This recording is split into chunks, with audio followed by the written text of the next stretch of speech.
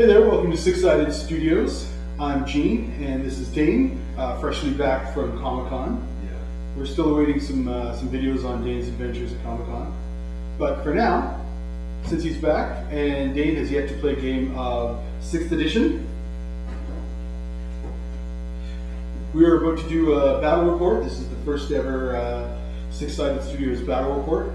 We're going to play a little game here. It's going to be Studio Space Wolf Army versus my orcs, and we're about to roll up and see what scenario we're going to play. So stay tuned.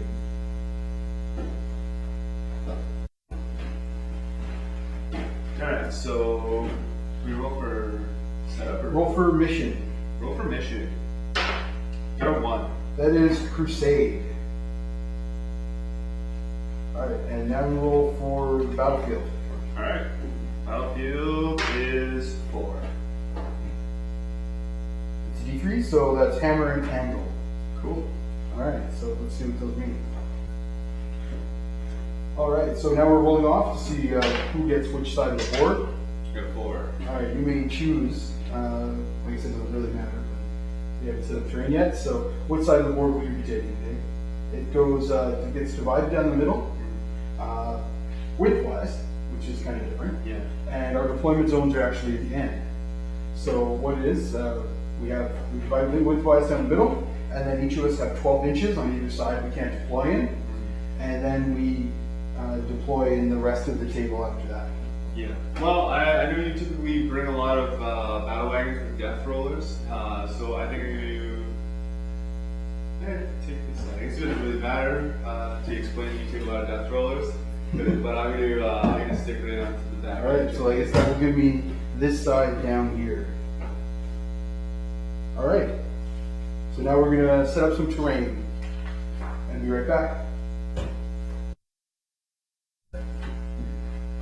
Alright, so we can see here that during setting up fortifications, Gene has set up what I like to call his ghetto defense line here.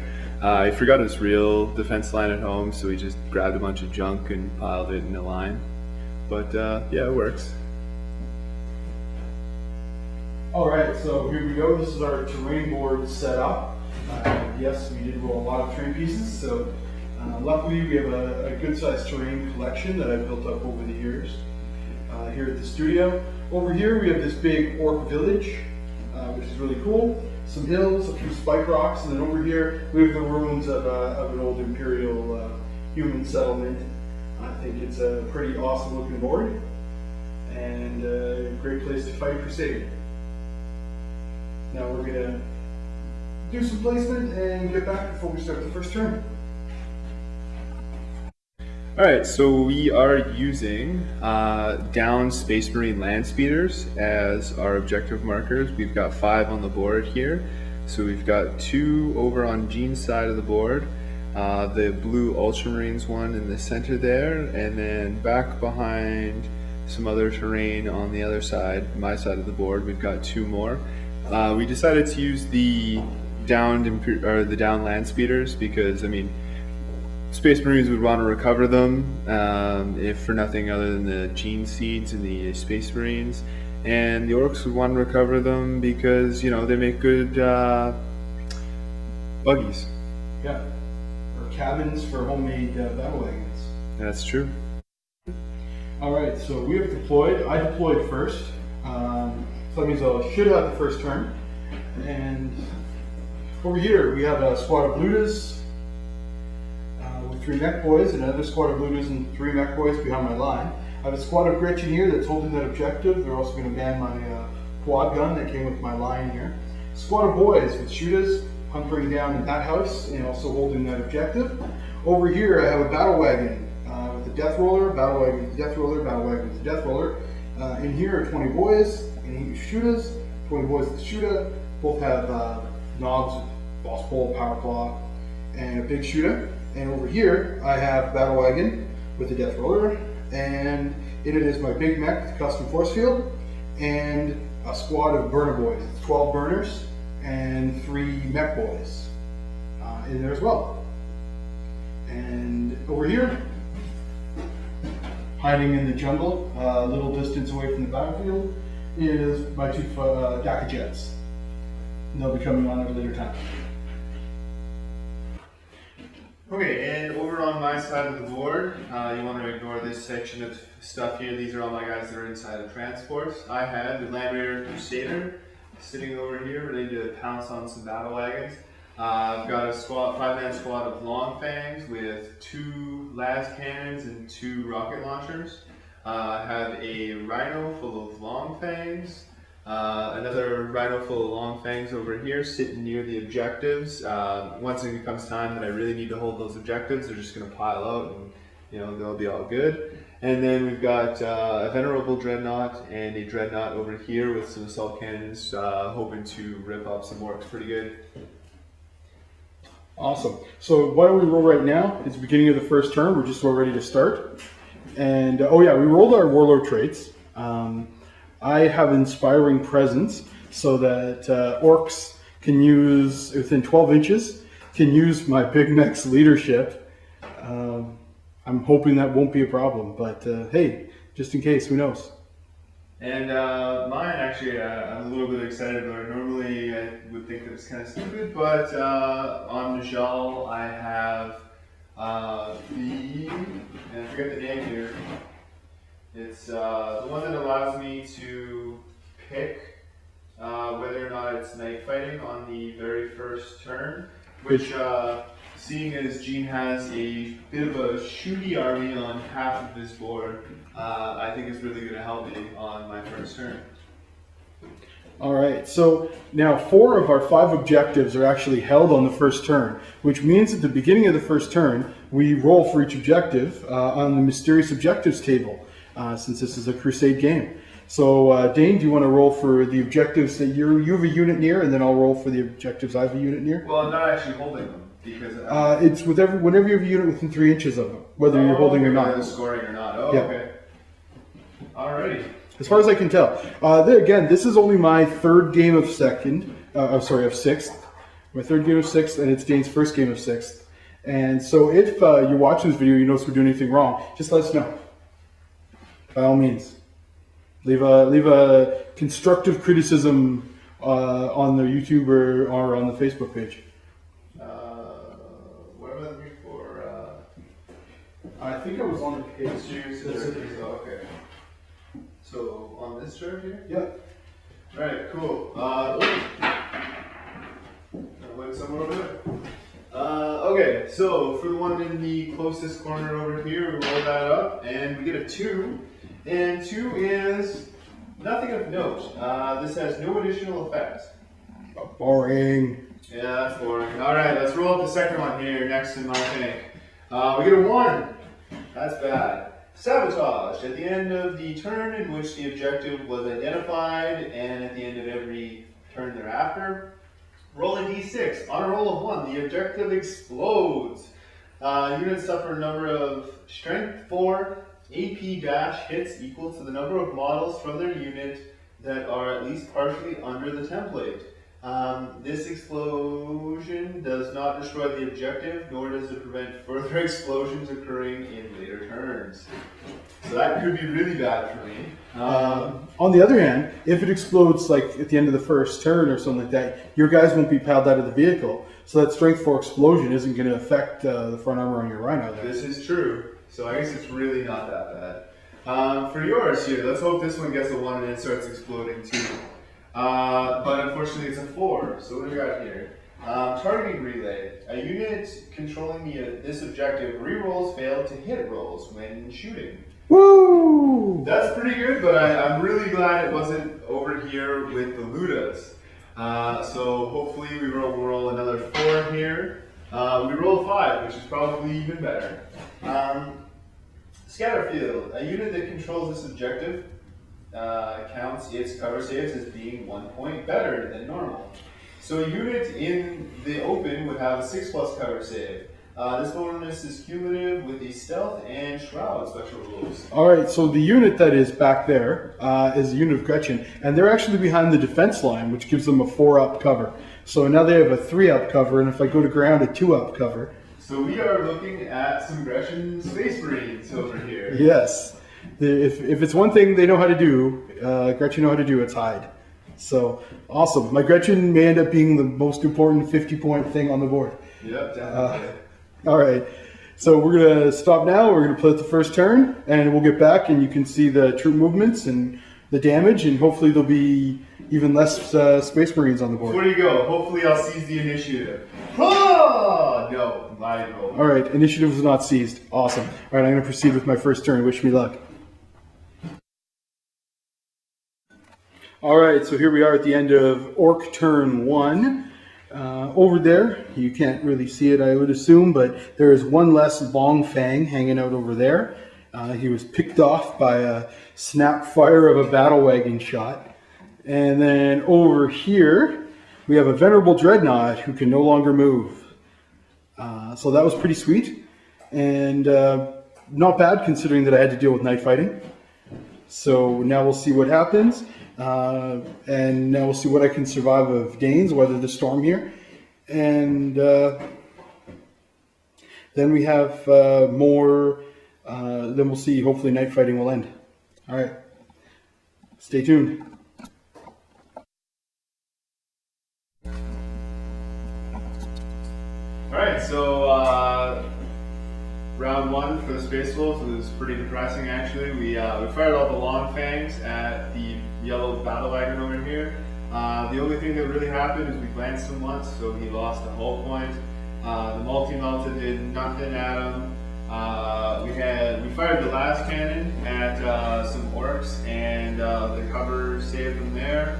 And the assault cannon off of the regular dread killed a single orc, Luda. So yeah, not doing too good so far. Hopefully the following turns will do a little bit better.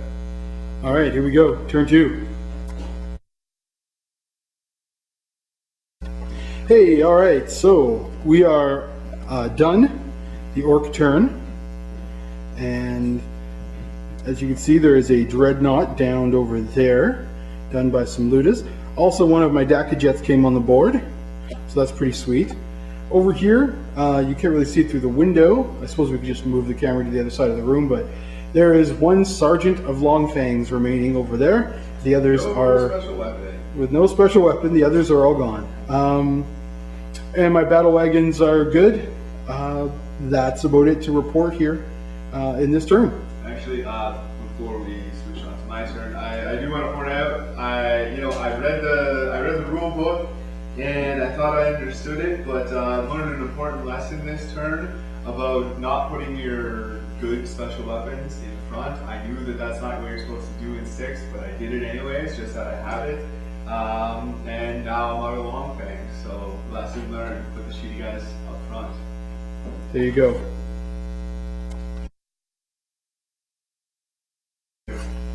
Alright, so turn 2 is a little bit more successful for the Space Wolves. We had a successful pot shot from the Venerable Dread here with the twin-linked last cannon. He popped a shot and destroyed one of the Super shooters on the Daka Jet over there. And then we had, tough guy back here running away, the leader of the Long Fang squad. He's not technically fleeing though. Yeah, he's not technically fleeing, he's just getting to where he's not going to be a kill point or whatever. And then we had, this was the big thing of the turn, the Land Raider fired a multi-melta shot at the side armor of the battle wagon over here, and got an explosive result on it, and so took out some of the burner boys inside, and then continued on with one of the hurricane bolters to mow down some more of them with the power of the machine spirit. I was able to fire the guys inside after the disembarked from the explosive vehicle. And that was the turn. Roll to see if your objective explodes. Yeah, because I do actually have a guy near it now, so I gotta roll, and on a 1 it explodes, but it's 2, so it's On a good. 2 it explodes? Oh no, on a 1. Yeah, So on a yeah, 1. otherwise equal to the turn. Never mind, I'm thinking Death Strike missile action here. Okay, my bad. Alright, that's the end of turn 2. Turn 3, here comes. Alright, so there's the end of the Orc turn. And I moved up some more. I'm closing in on that Land Raider. And over here, you can see the Venerable Dreadnought is down, thanks to the white loot is over there. And I took some shots of the Rhino over there, but he saved them. Over here, I have a squad of Ludus and a quad gun that are doing absolutely nothing for me. The only thing they can see is that Land Raider, and they're not going to do anything to that Land Raider. I also have a unit of boys, but at least these boys are holding an objective. As are my Super Gretchen over here. So, that's the end of my turn. Oh yeah, the battle wagon, the red one, the boys inside shot at the Longfang Sergeant and took out the Longfang Sergeant, so at least I grabbed that kill point. So I grabbed 2 kill points that turn. That's not bad. Let's see what Dane can do. If he can wipe out those poor burner boys or take another one of my B-dubs here. Alright, on to the bottom half of turn 3.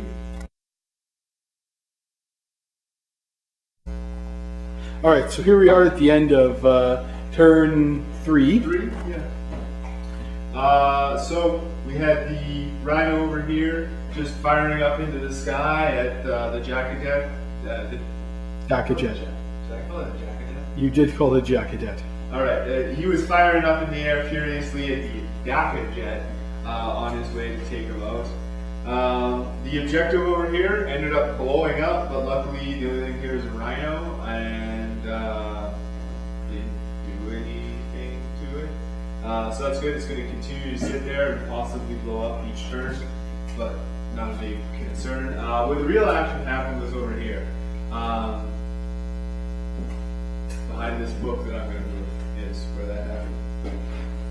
And so what happened over here was we had the multi-melt fire at the red battle wagon that used to be there to nothing happened there.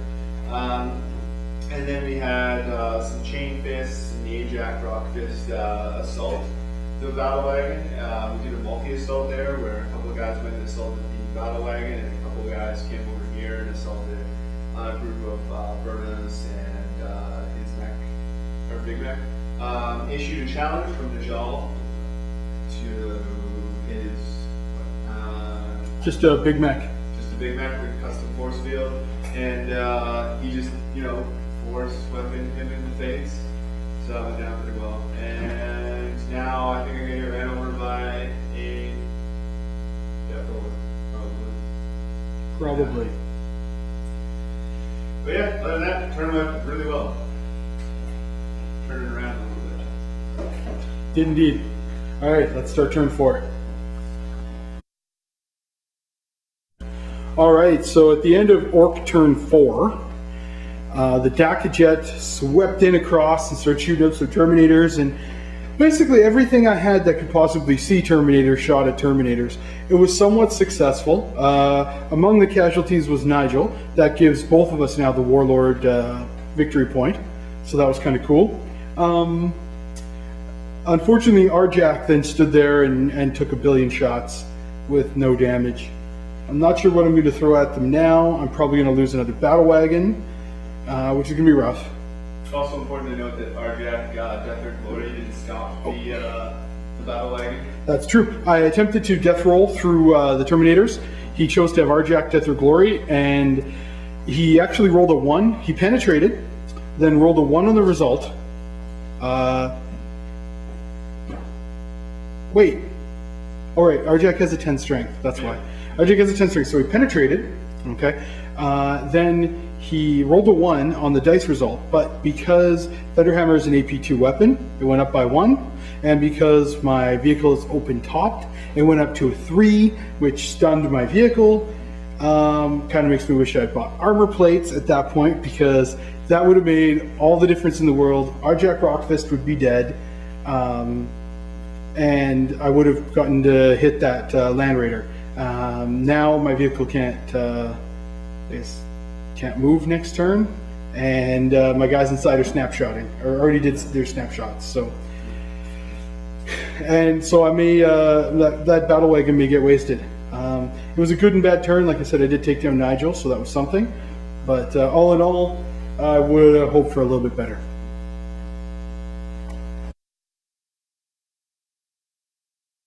Alright, end of the 4th turn, and many things are better thanks to Tim. for bringing us some refreshment. And many things are far worse. The Dak jets soaked up a whole lot of fire. I had a whole squad of gray hunters get out, and they all fired. They didn't do anything. They didn't even glance at once. Then over here, I guess Thor did his job. Our Jack Office there, and threw his hammer through a battle wagon and it exploded and killed 12 boys, which was, it's pretty good. But now they can't assault the boys, as well as the Land Raider turned and fired everything it had into the yellow Dakka jet, and it didn't even scratch the paint. So here we go. And that's the end of turn 4. Alright, so here's the end of Orc turn 4. As you can see, there's something missing from that shot right there, and that would be a Land Raider. I actually chose to assault it with one of my squads of boys, and my knob managed to penetrate with one of his power claw attacks. So we are now short a Land Raider. It also took out 2 boys. Luckily they made their leadership test, so they're not running away from their own assault, which is good. And none of his guys were hurt, despite throwing a whole bunch of stuff at them. One thing that I would like to point out that I did forget to do was shoot these Ludas over here.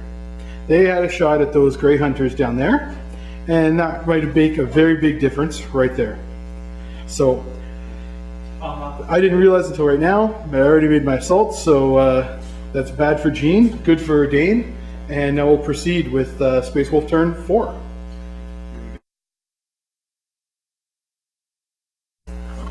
Alright, so there we are at the end of Space Wolf, turn 4. And what happened to this turn here, Dane? Well, what happened this turn was we had a bunch of great Marines take down the other Dakka jet that was here. And it tried to crash into my guys, but it just flew off the board instead, off the edge of the road. Then we had the Terminators. Arjak and his crew got assaulted this turn. A squad of boys, the one that took out their Land Raider, and Arjak challenged their knob to challenge. I guess he was calling them names. He was like, "Hey, you stupid." Ooh, them's fighting words. Yeah, exactly. And so.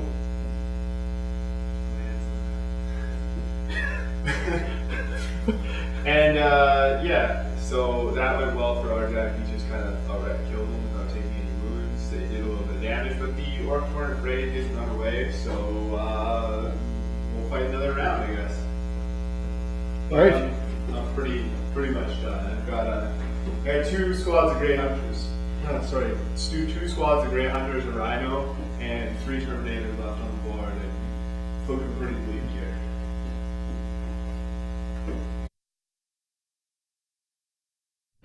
Okay, so here we are at the end of the Orc turn 5.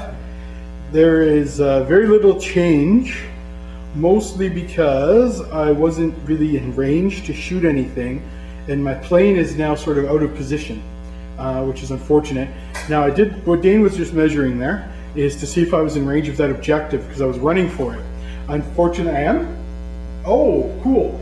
I ran, but I rolled a 2 on the run for those guys, so I thought I didn't make it. But Dane says I'm in. So I guess what you can do is you can just roll. Right. So the other thing I'd like to point out, because this is kind of cool, the fight went on between the Wolf Guard and Arjak versus some boys, and the boys managed to take down a Terminator, a Wolf Guard. It's the sound of victory. Definitely not the sound of Dane's text alert. So they took down a boy. They lost 3 between the regular guys and then Arjak. But the cool thing is, the one boy who held out actually succeeded his leadership test. So there's still one boy in combat against our Jack and another wolf guard. So he's probably dead this turn, but it's still pretty cool that he held out. So let's roll up to see what you got, and that is a 6, which is probably awesome. The grab wave generator. Any unit attempting to charge a unit in control of this objective has its charge range, which is fantastic for you, not for me. That's true. Okay, so there we go. As it stands, at the end of Orc turn 5, Orcs hold 3 objectives and have First Blood and Warlord. Space Wolves have 2 objectives and have Warlord. Okay, so here we are at the end of Space Wolf turn 5. What happened, Dane? A whole lot of nothing, pretty much. These guys shot the plane, didn't hit at all. I gotta say, shooting at planes sucks unless you have the ability. Skyfire. Skyfire, that's the one. The Terminator with Lightning Claw wasn't able to kill the Void that he was fighting, but our Jack got it done, which he should, because he's like 200 points. He's over 200 points actually. 18 plus 50 plus 170. It's silly. So what we're gonna do here is we're gonna roll for variable game length and see 1 or 2 we're done the game. We can pack up and go home. Anything more, we stay a little bit longer and play a little more. We rolled 4, so we're gonna keep playing. All right, so I guess we'll begin Orc turn 6. Yeah. All right, here we go.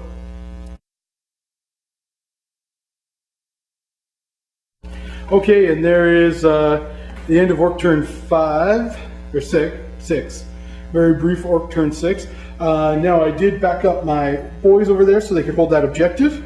So I'm now holding 3 objectives, and I also shot over there with a few Ludas and a few big shooters, which actually were incredibly accurate. And I actually took down a Terminator and wounded our Jack.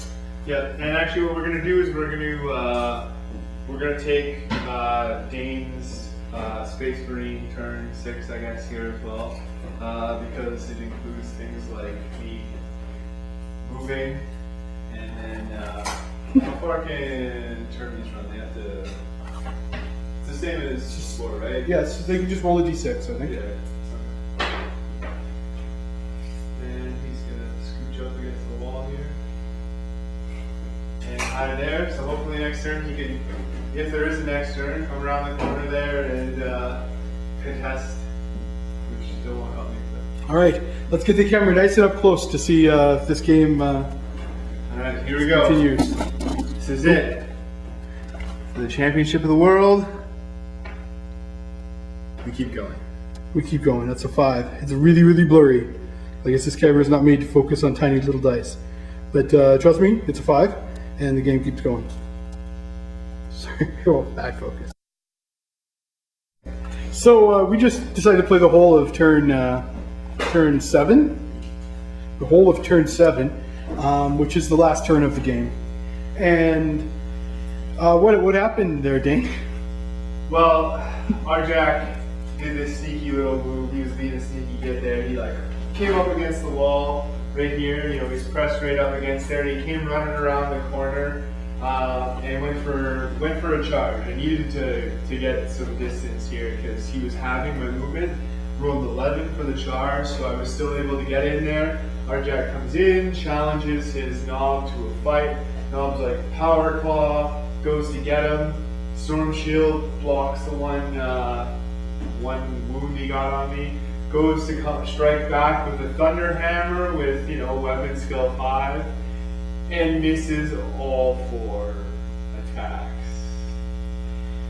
Disappointing. Our Jack must be tired. He has done a lot of fighting and vehicle hammering and stuff today. He was worth the points for me today. Like I know he was over it's over 200 points, but he did his job well today. All right, your final thoughts on your first game of 6? It's really fun. There's some getting used to, really. The biggest thing that I found was that you got to watch for the placement of your special weapons. That got me early on in the game. It messed me up. I lost my long fangs really early, which could have helped me a lot in that game.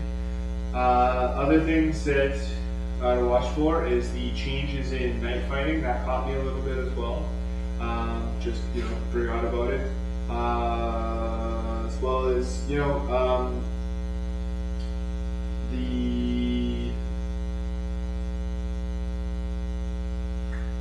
what do you call it? The vehicle wounds. Oh yeah, the hull points. Yeah, hull points. Yeah.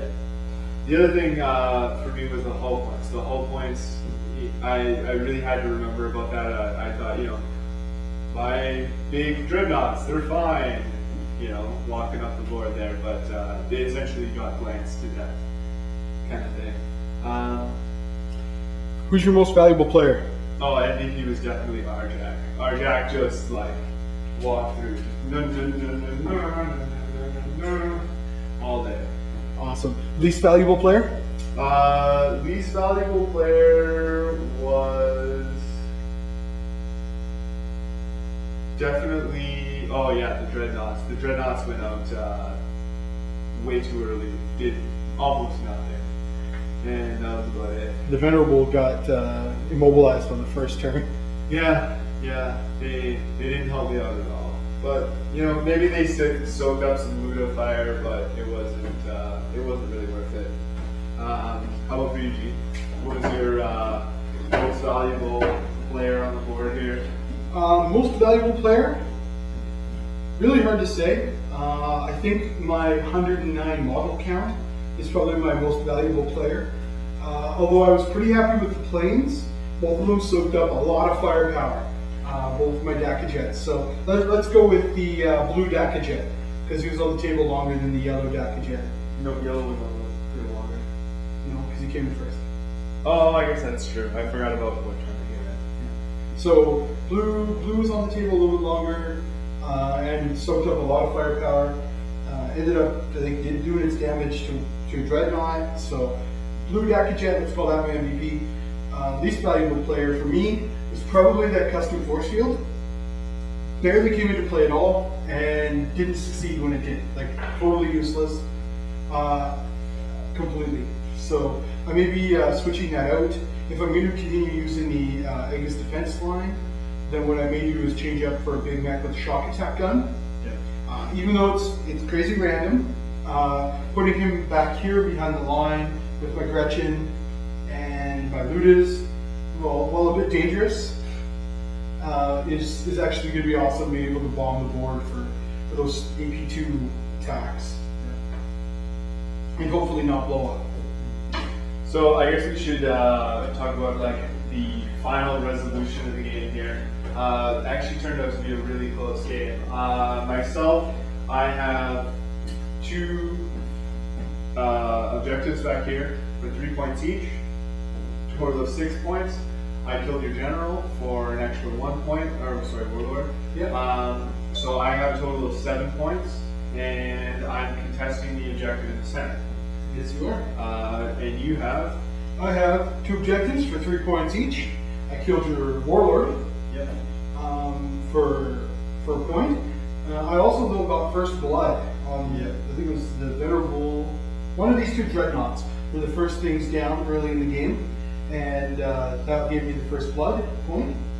So I ended up winning by 1 point. By 1 point, unless here's the thing: it's also a line breaker. So if Arjak made it quite far enough onto the board, which he didn't quite make it far enough onto the board, to get into my deployment zone, he wasn't quite there.